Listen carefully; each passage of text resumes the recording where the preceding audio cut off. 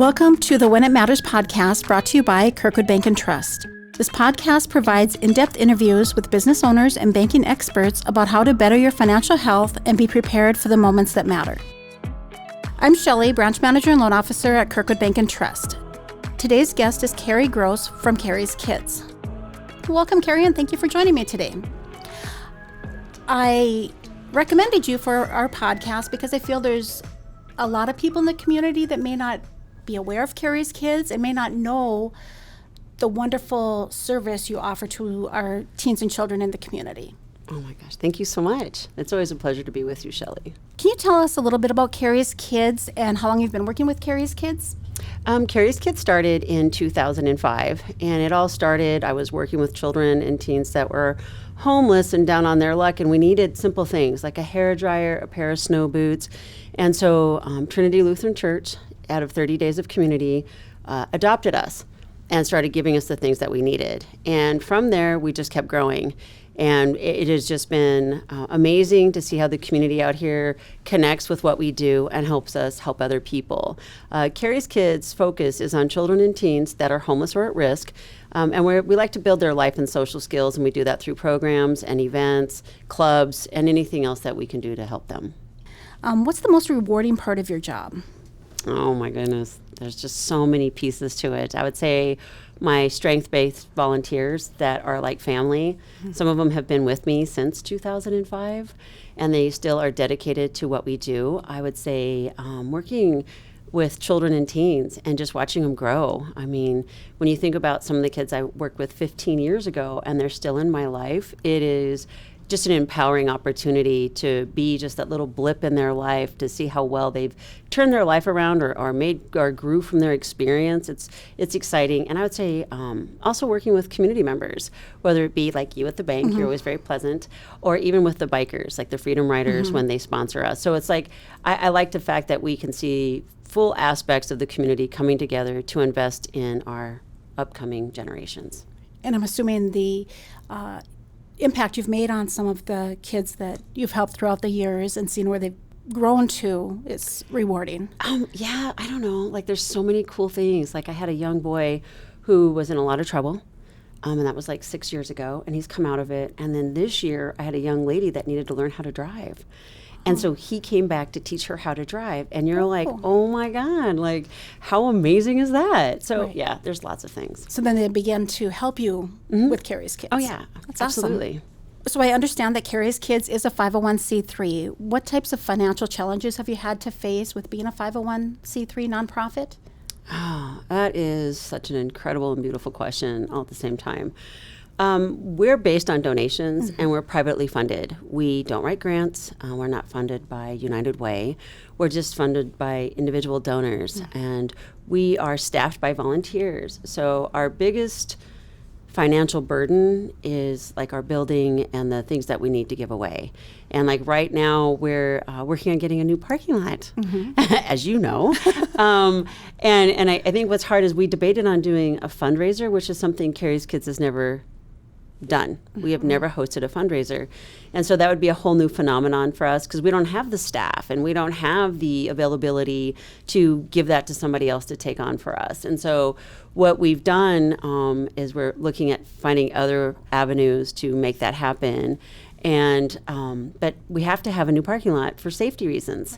Right. When we got our building in 2018, I really feel my joke is, it's been such a great experience. I've met a plumber, a roofer, a parking lot guy, an electrician, the HVAC people, because we've had to take on and love up a building, mm-hmm. and it's been a growth in progress. And so some of the financial burdens to me is just being able to maintain a safe and operable facility to continue to grow and do what we do. And Carrie, you mentioned that you've never previously fundraised. How have you raised funds to meet the needs of Carrie's Kids in the past? We have been super blessed by private donors, people who just have either walked alongside us and supported us financially like that, or have heard about us, or maybe we helped someone in their family and then they just made a donation. Mm-hmm. Very grateful. I believe strongly that our doors will stay open as long as the funding is available. And, when we talk about fundraisers, that's a whole other topic. Mm-hmm. And when you're staffed by volunteers, We want all of our energy to go back into the children and teens that we serve. And so I feel extremely blessed to have the people that support us, even those that do the back office. They're all volunteers, our bookkeeper, the accountant. I don't handle any of the money, which I'm very grateful for, because it would be a stressor. I'd rather just deal with working with the kids. And making an impact in their lives, I'm assuming. I'm hoping. Yeah. That's the goal. I imagine that you've had many aha moments or wonderful moments within your organization, but what moments have mattered to you most that brought you to where you are today? That's such an empowering question with multi-levels of expansion. I would say when I first started doing Carrie's Kids, it was just meeting the needs. When you see a child that has frostbite and you realize that they don't have socks to go inside their snow boots, you just want to take care of those little things. You know what I mean? And then being where kids are actively seeking you out just to say hello and to talk to you and to be a part of your life. Being with a girl who's 18 who has never tried clothes on and comes for a prom dress and doesn't even know what to do when you send her to a dressing room. And so you think sometimes some of those aha moments have been when you believe everybody is doing the same in life. And then when you realize some people haven't had the same opportunities. Exactly. And I would feel another part of the ahas has been we're a community that's really quick to label and people belong in a box. And when you realize there is no box, it's how do you just keep inviting people in to be their best self. And so that's been, and it's just like that constant need out there to just get connected.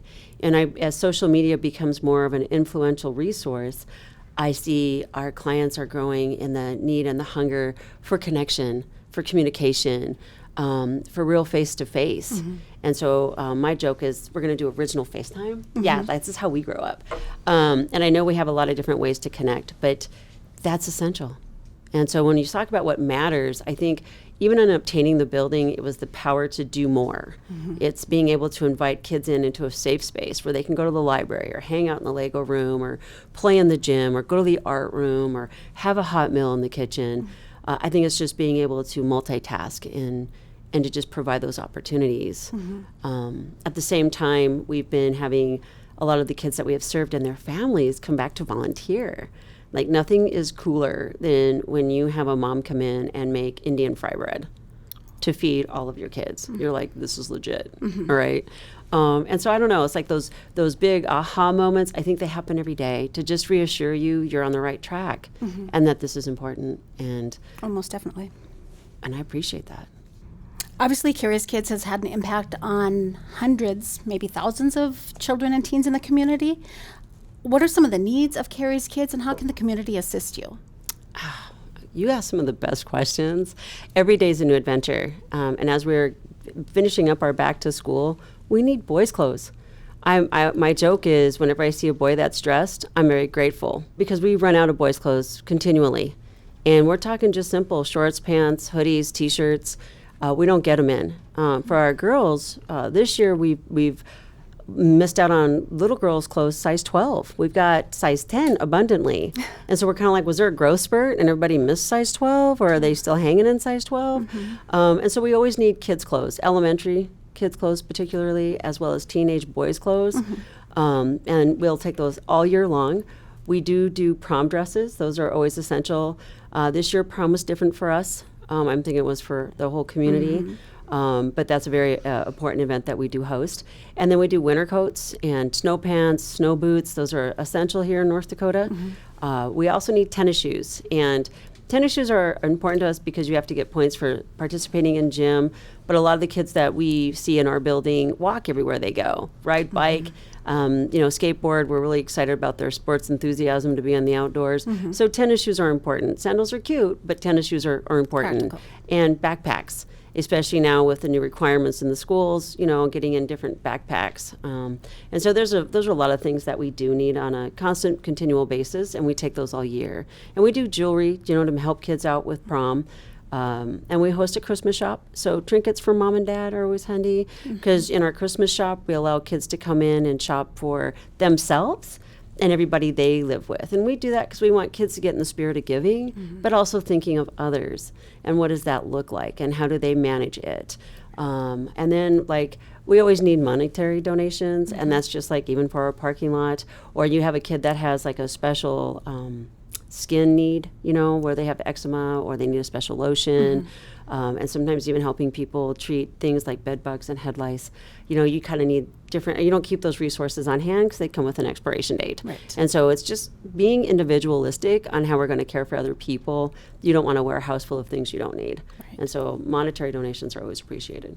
So if the community has some donations they'd like to make, where could they drop those off?